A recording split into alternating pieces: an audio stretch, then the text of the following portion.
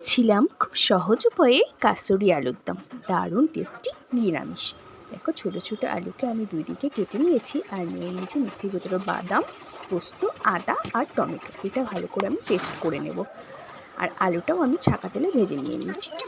দেখো গোটা গোটা গরম মশলা নিয়ে নিয়েছি আর দুটো শুকনো লঙ্কা আর কাসুরি মেথি। এবারে আমি তেলের মধ্যে দিয়ে দিলাম মশলাটা আর কাসুরি মেথি, নুন, চিনি, লঙ্কার গুঁড়ো, হলুদ গুঁড়ো অল্প পরিমাণ আর জিরের গুঁড়ো। এবার আলুটাও দিয়ে আমি ভালো করে কিছুক্ষণ কষিয়ে নেব। এটা কিন্তু দারুণ টেস্টি হয়। এবার দেখো গরম জল করে নিয়েছিলাম, সেটা দিয়ে দিলাম।